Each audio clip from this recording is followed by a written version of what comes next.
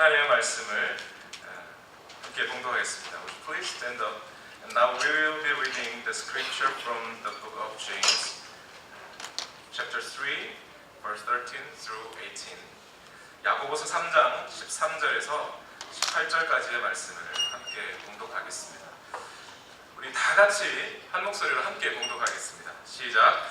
너희 중에 지혜와 총명이 있는 자가 누구냐? 그는 선행으로 말미암아 지혜의 온유함으로 그 행함을 보일지니라. 그러나 너희 마음속에 독한 시기와 다툼이 있으며 자랑하지 말라. 진리를 거슬러 거짓말하지 말라. 이러한 지혜는 위로부터 내려온 것이 아니요 땅 위의 것이요 정욕의 것이요 귀신의 것이니 시기와 다툼이 있는 곳에는 혼란과 모든 악한 일이 있습니다. 오직 위로부터 나는 지혜는 첫째 성결하고 다음에 화평하고 완용하고 양순하며 긍휼과 선한 열매가 가득하고 편견과 거짓이 없나니 화평하게 하는 자들은 화평으로 심어 의의 열매를 거두느니라. 아멘. You may be seated. 자리에 앉겠습니다. 오래전에 한 영국의 한 바이올리니스트가 연주회에 있었던 이야기입니다. 콘서트를 하기 전에 이 바이올리니스트는 청중들에게 이렇게 먼저 이야기했다고 합니다. 여러분, 오늘 콘서트에서 제가 연주할 악기 바이올린은 세계에서 가장 비싼 바이올린입니다. 라고 이야기를 했다고 합니다. 그리고 연주를 시작했습니다. 청중들은 그 바이올리니스트의 연주를 듣고 모두 감탄합니다. 그리고 몇 곡의 연주가 끝나자 열렬한 박수를 치면서 어떤 관객은 눈물을 훔칠 정도로 감동적인 연주를 했습니다. 몇 곡의 연주가 끝나고 바이올리니스트는 갑자기 들고 있던 바이올린을 예상하셨듯이 무대 땅바닥에 던져버립니다.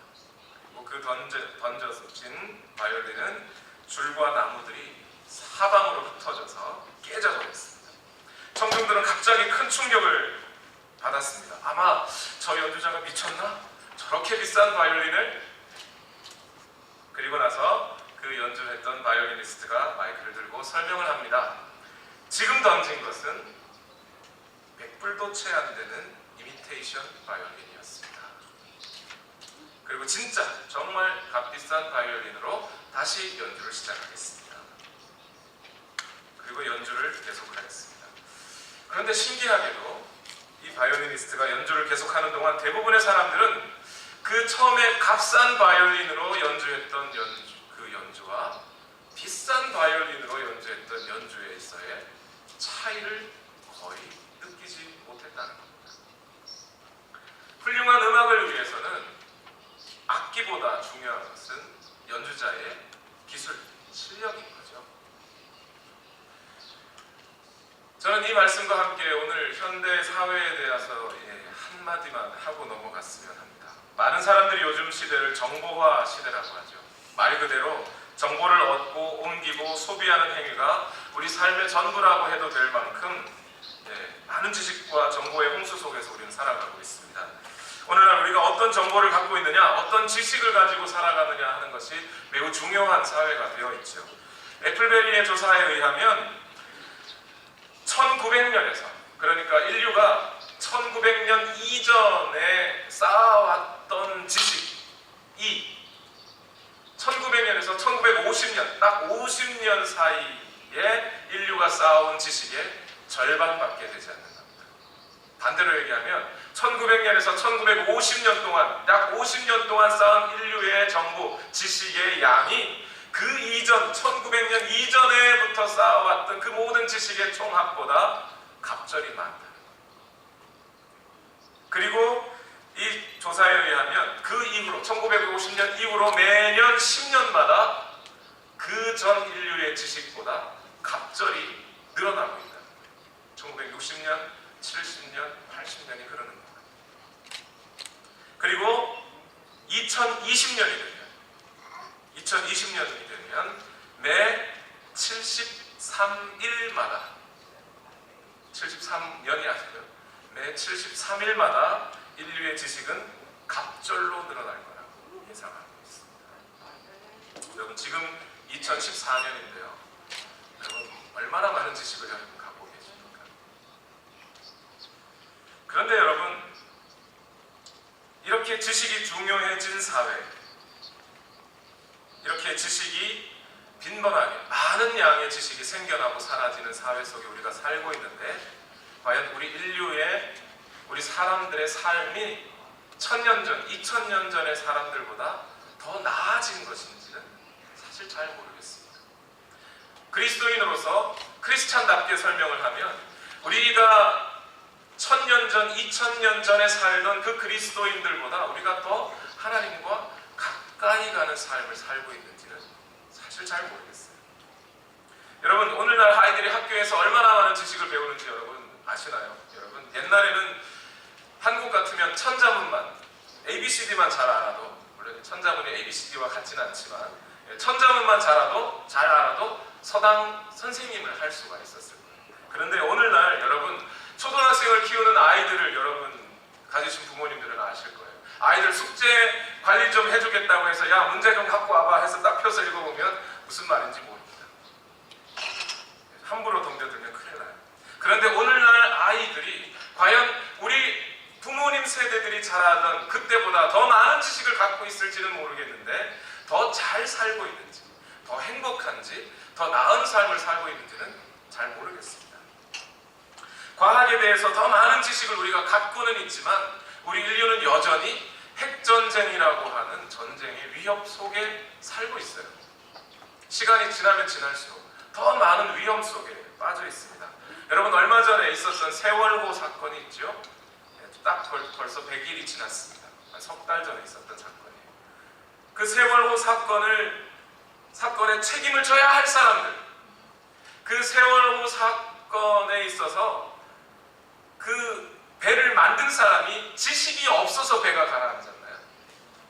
아니면 그 아이들을 구조해야 하는 사람들이 구조할 만한 지식이 없어서 그들을 구조하지 못했습니까? 그 모든 사건에 책임을 져야 할 정부의 관리들이 지식이 없어서 책임 회피를 할까요? 사람이 조금 더 행복하고 조금 더 나은 삶을 살고 하나님과 더 가까운 삶을 살아가기 위해서는 지식보다 더 중요한 것은 지혜입니다. 바이올리니스트의 연주가 훌륭해지기 위해서는 악기보다 중요한 것은 그 악기를 사용하는 바이올리니스트의 기술이듯이 오늘 우리에게 가장 필요한 것은 우리 인류에게, 우리 모든 그리스도인들에게도 마찬가지고 오늘 우리들에게 필요한 것은 지식보다는 지혜라는 것을 우리가 알아야 합니다. 오늘 야고보서 기자가 전해주는 말씀이 바로 그와 같은 말씀이에요. 오늘 다 같이 야고보서 3장 13절 말씀을 다 같이 한번 읽어보겠습니다. 시작. 너희 중에 지혜와 총명이 있는 자가 누구냐? 그는 선행으로 말미암아 지혜의 온유함으로 그 행함을 보일지니라.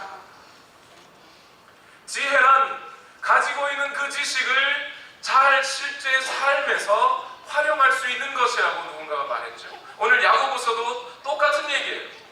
너희 가운데 지혜 있는 사람이 있느냐? 지혜 있는 사람은 하나님의 말씀을 듣고 그냥 있는 사람이 아니고 그 말씀을 실제 삶에서 잘 실천하고 활용하고 적용하고 살아가는 사람, 그 사람이 지혜 있는 사람이다. 그 지혜 있는 사람은 온전한 선행으로 말미암아 지혜의 온유함으로 그 행함을 보여야 한다라는 말씀입니다.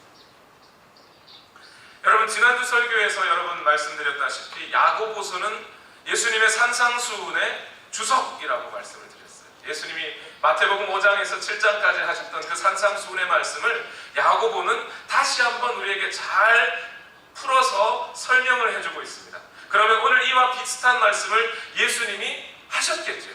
그죠? 오늘 야고보서가 지혜 있는 사람은 그 삶을 온유함으로, 지혜의 온유함으로 행함이 있는 사람이 지혜 있는 사람이다. 행함을 보여야 한다. 이 말을 예수님은 분명히 하셨습니다. 비슷한 말씀. 어디요? 마태복음 7장 26절 산상수훈의 마지막 부분에 이 말씀을 하셨어요. 마태복음 7장 26절에 이렇게 말씀합니다. 나의 이 말을 듣고 행하지 아니하는 자는 그 집을 모래 위에 지은 어리석은 사람 같으리.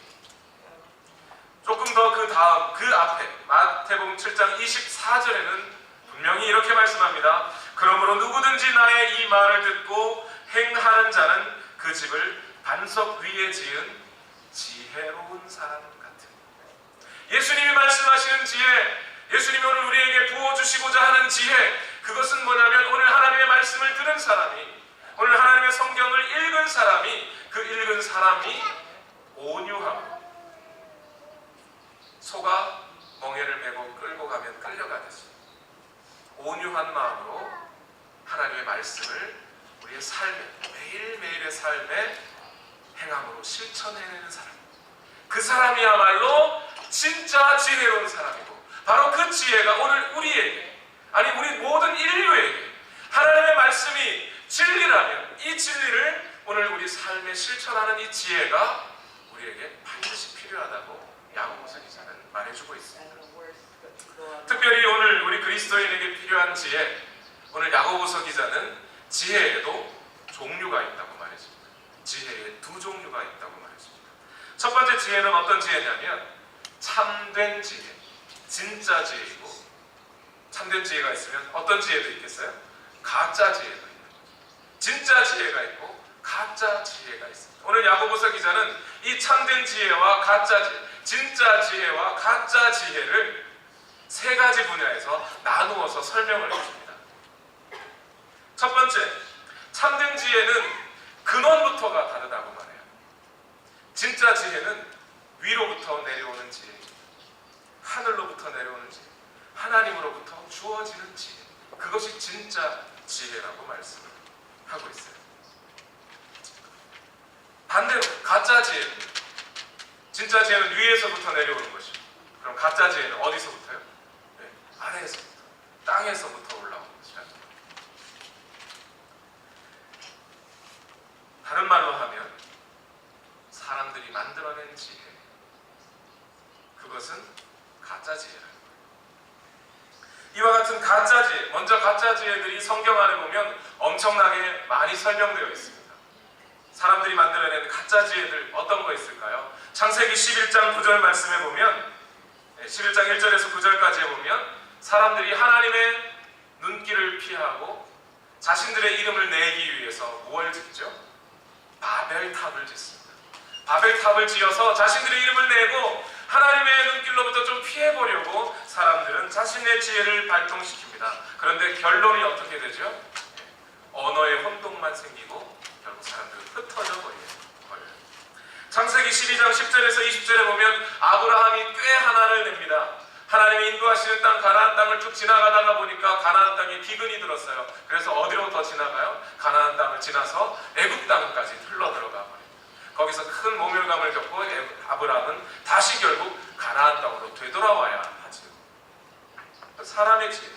사무엘상 17장에 보면 다윗이 골리앗과 싸우는 장면이 있어요. 다윗이 골리앗과 싸우기 이전에 사울 왕이 다윗에게 뭘 주죠? 자기가 있던 갑옷과 칼을 줍니다. 근데 다윗은 그걸 휘두를 수가 없어요. 그러나 하나님의 지혜는 그런 것으로 싸우는 것이 아니라고 분명히 밝혀주십니다. 신약 성경에도 이와 비슷하게 사람의 지혜들에 대해서 이야기하는 구절이 있습니다. 어디요? 예수님이 5,000명을 먹이실 때 예수님이 제자들에게 말씀하시죠. 너희는 어떻게 먹이겠느냐?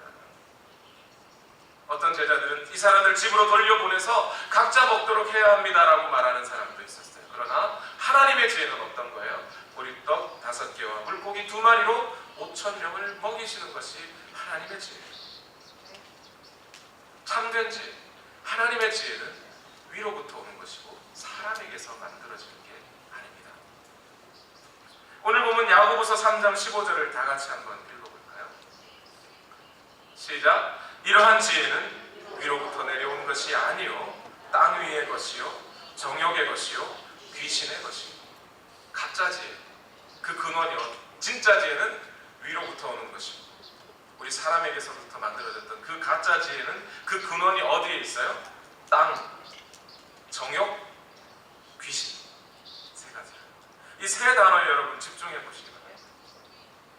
성경에는요 항상 거의 변함없이 하나님의 뜻에 반대되는 세 가지를 그 세 가지 근원에 대해서 뭐라고 얘기해 주냐면 world, 이 세상 또는 lust라고 하는 정욕 또는 demon 또는 devil이라고 하는 마귀, 이 세 가지를 악의 근원으로 설명하고 있어요. 성경. 좀 전에 우리 찬양 중에 이 찬양 불렀죠. The world behind me, the cross before me, 이렇게 말씀드리죠. 세상은 하나님과 반대되는 거예요. 또는 우리 마음속에서부터 육체의 정욕들이 올라오는 것, 이것은 우리를 하나님으로부터 가는 길을 반대되는 길로 끌고 가는 지혜들이라는 거죠. 또 우리에게 사단의 음성이 들릴 때 그것은 세상으로 또는 하나님의 반대 방향으로 우리를 끌고 가는 것들. 그러면 여러분, 이 위로부터 오는 지혜, 우리는 위로부터 오는 지혜를 어떻게 얻어낼 수 있을까요?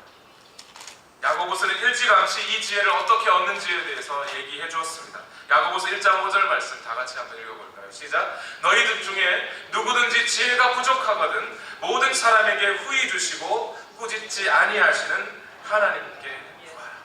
그리하면 주시리라. 위로부터 오는 지혜, 참된 지혜, 이 세상이 그 어떤 것과도 바꿀 수 없는 하나님의 지혜를 얻고자 하느냐? 너희는 뭐하라? 기도하라는 거예요. 기도함으로 말미암아 하나님으로부터 그 지혜를 얻어 가지라, 이렇게 말씀하고 있어요. 성경에 보면 이 위로부터 오는 지혜를 받아 가져서 큰 복을 누린 사람이 있습니다. 대표적으로 누구지요? 솔로몬이라는 사람이 있어요. 솔로몬. 성경에 보면 이 기도를 통해 하나님으로부터 지혜를 얻은 사람 솔로몬이 있어요. 아주 어린 나이에 왕이 되었습니다. 그러나 그 왕이 어린 나이에 왕이 되었음에도 불구하고 이스라엘이라고 하는 이 한 나라를 훌륭하게 인도해내었던 임금 솔로몬이 있어요. 솔로몬은 처음 왕이 될 때 스스로를 나는 작은 아이입니다 라고 말할 정도로 스스로를 아주 작은 아이로 여기고 하나님 앞에 기도합니다. 하나님, 내 앞에 아버지 왕은, 다윗 왕은 정말 훌륭하게 남과 북을 통일한 그 인생 전체가 정직과 성실로 하나님 앞에 삶을 살았던 아버지 다윗 왕이 있었습니다. 나는 이제 어떻게 이 나라를 다스려 가야 할까요?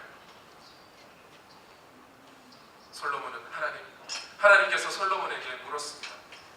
그럼 내가 뭘 주랴? 솔로몬이 대답합니다. 하나님, 지혜를 주십시오.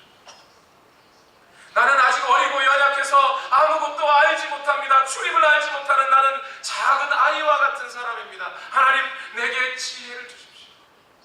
그랬더니 하나님이 뭐라고 말씀하시는지 아십니까? 열왕기 3장입니다.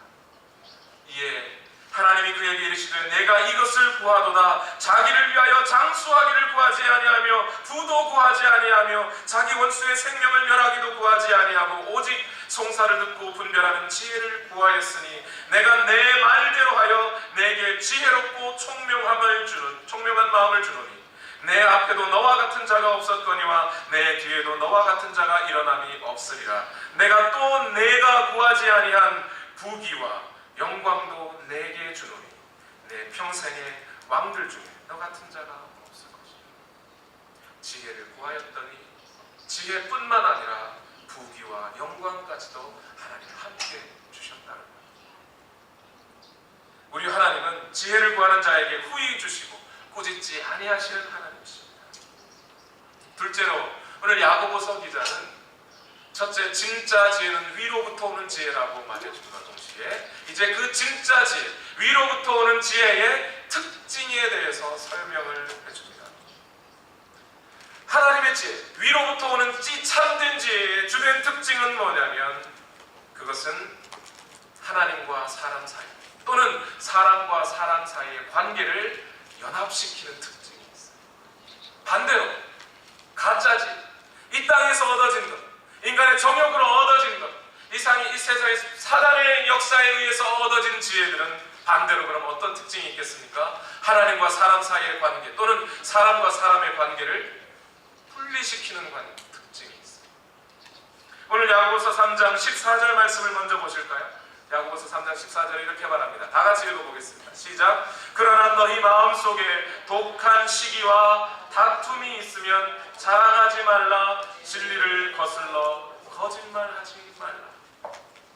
이것이 바로 땅에서 얻은 지혜, 이 세상에서 얻어진 지혜, 사단으로부터 얻어진 지혜의 특징이 시기와 질투와 자랑하는 것과 진리를 거슬러 거짓말하는 것, 이러한 것들이 바로 이 세상의 지혜의 특징이랍니다.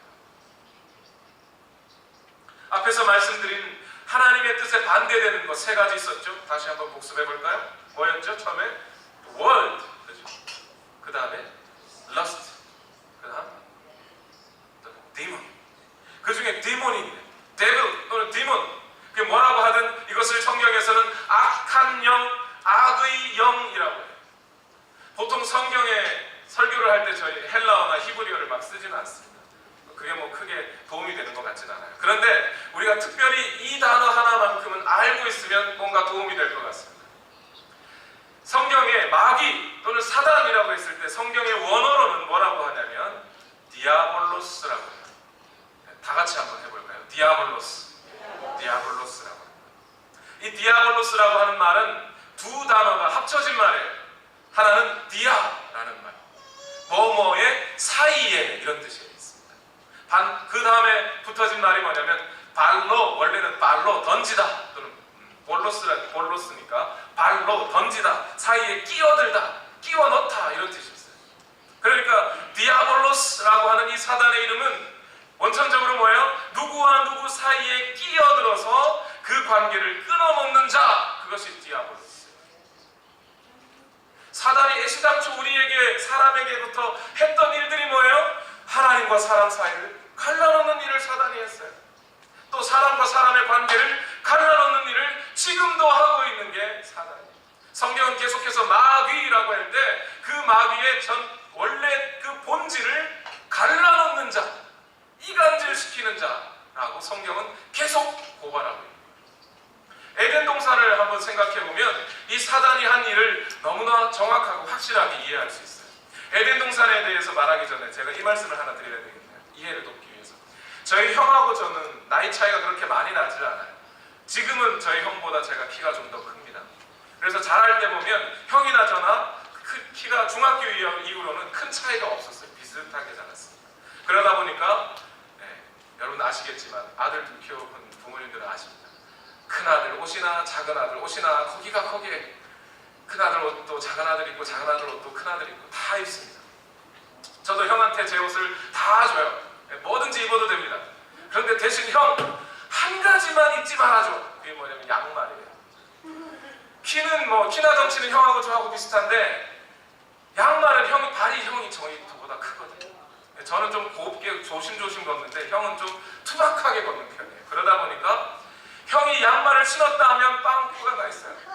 죄송합니다. 빵꾸가 나 있어요. 뭐라고 표현해요? 구멍이 나 있어요. 엄지발가락에 특히. 그래서 저는 각 양말을 거꾸로 신잖아요. 이렇게. 엄지발가락이 구멍 난 거 반대쪽으로. 그러면 형이 한 번만 신으면 양쪽이 또 나 있어요. 제발 형, 딴 건 다 좋은데 양말만은 신지 말아줘. 내 양말 신으면 형이 신으면 다 구멍이 나가지고 다시는 못 신게 됩니다. 여러분, 그럼 형 입장에서는 어떻게 해야 될까요? 동생의 모든 옷은 입어도 되는데 뭐는 신지 말아요? 양말은 신지 말아야 돼요. 형의 그 약속을 지켜줘야 형과 나의 뭐가 유지가 되죠? 관계가 유지가 되는 거예요. 만약 형이 제 양말을 신고 그것에 빵꾸를 내는 순간 형과 저의 관계는 끊어지는 거죠. 여러분, 에덴 동산에 있었던 선악과가 그와 같은 거예요. 단순히 선악과를 먹지 말라고 하는 명령을 그냥 명령으로 받아서 이거 먹으면 돼, 안 돼, 이 차원이 아니라 아담아, 동산에 있는 모든 나무의 실과는 네가 먹어도 된다. 그러면 아담은 어떻게 하겠어요? 마음껏 먹겠죠. 그러나 그 먹는 동안에 뭐는 잊어버려요? 하나님과의 약속은 잊어버릴 수 있어요. 그래서 하나님이 약속 한 가지를 하시는 겁니다. 다 먹어도 좋은데 선악을 알게 하는 나무의 실과는 먹지 마라. 그러면 아담은 어떻게 해요? 이 선악을 알게 하는 나무를 볼 때마다 누구를 생각하게 되겠습니까? 하나님을 생각하게 돼요. 하나님과의 관계를 생각하게 돼요. 그것을 지켜야 하는 거예요. 그것을 지킴으로 말미암아 하나님과의 관계가 유지가 되는 거죠. 그런데 그 사이에 누가 끼어들었어요? 이제 뱀이 끼어들었어요. 뱀이 끼어들어서 하는 말이 있어요. 마귀가 끼어들었어요. 그 뱀이 하는 말이 뭐냐? 창세기 3장 5절 말씀을 다 같이 한번 보십시다. 너희가 그것을 먹는 날에는 눈이 밝아져 하나님과 같이 되어 선악을 알 줄 누가 아심이라? 하나님이 아심이라. 여러분 잘 보세요. 이게 갈라놓는 거 아닌가요? 너희가 그 나무의 실과를 먹는 날에는 너희 눈이 밝아져 선악을 알게 될 거야 라고 유혹하지 않아요. 그렇게 유혹하지 않고 지금 뭐라고 말하죠?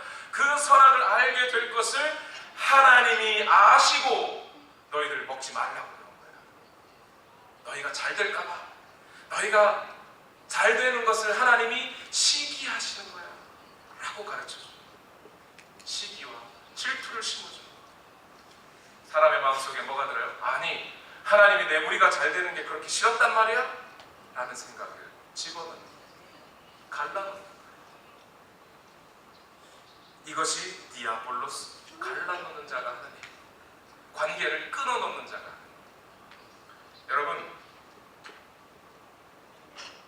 돌아보라 그러면 안 되고요. 저를 보시고 생각만, 여러분 주변에 여러분에게 들려지는 말들이 있죠. 돌아보지 마시고 그럼 그 사람이 나쁜 말 하는 거죠. 여러분들 주변에 들려지는 소리들, 말들을 한번 생각해 보세요. 그 말이 어떤 말입니까? 하나님과의 여러분과의 관계를 맺어주는 말들이에요? 아니면 그 말들이 하나님과 관계를 끊어놓는 말입니까? 교회와 예배에 더 잘 나가게 하는 말입니까? 아니면 가기 싫게 만드는 말들이세요? 잘 한번 생각해 보십시오. 오늘날 한국 교회를 비판하는 말들이 참 많습니다. 저는 기본적으로 한국 교회 안에 오늘날 많은 문제들이 있다는 것을 인정합니다. 목회자들도 정말 많은 잘못들을 하고 있다는 것 인정합니다. 그래서 하나님 앞에 늘 부끄럽고 여러분 앞에서도 죄송한 마음뿐입니다. 그런데 여러분, 저는 이 말들을 이제 멈춰야 할 때라고 생각합니다. 왜냐하면 그 말들을 믿지 않는 사람들이 듣고 하나님을 더 멀리하게 되고 있기 때문에 그렇습니다. 우리는 옳은 말이라고 하고 있지만, 그래서 어느 목사가 잘못했다고, 어느 집사가 잘못했다고, 예수 그리스도를 믿는 사람들이 뭘 잘못했다고 바른 소리 한다고 말은 하지만, 그러나 그 말을 믿지 않는 사람들이 들었을 때 그들이 예수 그리스도 앞으로 더 나아가기 어렵게 만드는 말들이라면 우리는 그 말들을 이제 그쳐야 할 때, 우리가 싸워야 하는 영적인 전쟁, 우리가 싸워야 하는 대상은 성도님들도 아니고 목사도 아니고 내 남편도 아니고 아내도 아니고 잘못을 저지른 죄인과 싸우는 것이 아니라 우리 안에 있는 시기심과 다툼, 거짓말, 자랑하는 이런 것들과 싸워야 합니다. 이런 사단의 지혜에 반해서 하나님의 지혜는 오히려 하나님과 사람을 연합시켜주고 사람과 사람을 연합시키는 것이 그 특징이라는 거예요. 야고보서 3장 17절 말씀 다 같이 한번 읽어보겠습니다. 시작. 오직 위로부터 난 지혜는 첫째 성결하고, 다음에 화평하고 관용하고 양순하며 긍휼과 선한 열매가 가득하고 편견이 없고 거짓이 없다는 거예요. 이것이 하나님으로부터 주어진 지혜, 위로부터 온 지혜의 특징이라는 거예요. 이 지혜의 특징들을 한번 읽어보니까 꼭 누구의 성품 같아요? 예수님의 성품 같아요. 예수님은 성결하신 분이세요. 예수님은 우리와 하나님 사이를 연결시켜주기 위하여 이 땅에 오신 분이에요. 하나님 예수님은 우리 모두를 용서하시고 받아들여 주시는 분입니다. 예수님은 양순하고 온유하신 분이라 하나님의 말씀 뜻대로 살아가신 분이에요. 예수님의 마음속에 긍휼이 있어서 아픈 자들과 함께 울고 즐거운 자들과 함께 즐거워하시는 분이었습니다. 예수님은 선한 분이셨습니다. 예수님은 편견을 가지고 누구에게 차별하는 분이 아니셨습니다. 예수님은 거짓말하는 분이 아니셨습니다. 그 예수님의 성품 가운데 하늘로부터 내려온 지혜가 거기 담겨져 있습니다. 오늘 우리가 그 위대한 하나님의 지혜, 위로부터 오는 지혜를 우리가 받아가실 때 이 예수님의 성품이 우리의 성품을 통해 드러나게 되는 거예요. 이 복이 여러분과 여러분 사역 가운데, 여러분 가정 가운데 임하시기를 축원합니다. 마지막으로 위로부터 오는 참 지혜의 결론이 있어요. 위로부터 하나님으로부터 오는 지혜는 하나님과 사람 또는 사람과 사람 사이를 연결해주는 특징이 있고, 결국 그 결과로 무슨 열매를 맺히게 되냐면 의의 열매를 맺히게 되어 있습니다. 야고보서 3장 18절 말씀을 다 같이 한번 읽어보겠습니다. 시작. 화평하게 하는 자들은 화평으로 심어 의의 열매를 거두느니라. 여러분, 우리는 앞에서 지혜로운 사람은 주님의 말씀을 듣고 행하는 자라는 것 말씀을 드렸었죠. 이 말씀은 산상수훈 마태복음 7장 24절에 있는데요, 참 놀라운 게 한 가지가 있습니다. 예수님이 왜 지혜로운 자는 나의 이 말을 듣고 행하는 자가 지혜롭다 라는 말을 왜 하신 것일까요? 대체 처음에 이 말을 꺼내신 이유가 뭘까요? 그것은 뭐냐면 예수님이 거짓 선지자와 참 선지자를 구분하는 것을 가르쳐 주시려고 하신 말씀입니다. 참 선지자와 거짓 선지자를 구분하는 것, 기준이 딱 한 가지 있습니다. 예수님은 아주 단순하고 분명한 기준을 우리에게 제시해 주셨어요. 뭘 봐서 알 수 있다고요? 그 사람의 열매를 보면 알 수 있다. 그 사람의 열매가 선한 것이라면 그는 참 선지자요, 그 사람의 열매가 나쁜 것이라면, 악한 것이라면 그는 거짓 선지자라. 우리가 여러분 사과나무가 어떻게 생겼는지 잘 아시나요, 여러분? 안다고 그러면 참 제가 할 말이 없어지는데, 저는 사과가 많이 나는 고장에서 태어났습니다. 풍기 사과, 풍기 아시죠? 근데 아직까지도 사과나무를 보면 이게 사과나무인지 배나무인지 구분이 안 돼요. 그런데 한 가지 알 수 있는 방법이 있어요. 뭐예요? 그 나무에 사과가 열려 있으면 그건 사과나무예요. 확실한 거죠. 사람에게도 마찬가지라는 거예요. 사람도 그 사람의 행실을 보면, 그 사람이 하는 행함을 보면 그 사람이 어떤 사람인지 안다는 거예요.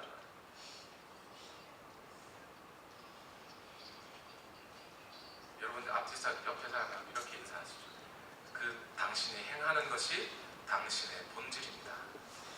인사하실까요? 여러분의 행실이 여러분 자신을 말해주고 있는 거예요.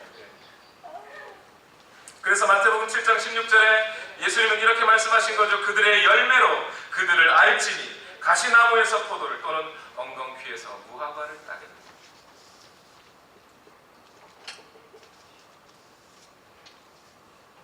지난주에도 말씀드렸죠. 참된 믿음의 사람은 그 입에서 말을 잘하게 되죠. 하나님을 찬양하는 말, 영광 돌리는 말, 사람을 사랑하는 말 나오게 되어 있습니다. 그런데 그뿐만으로 그치지 않고 오늘 야고보 사도는 어떻게 말해요?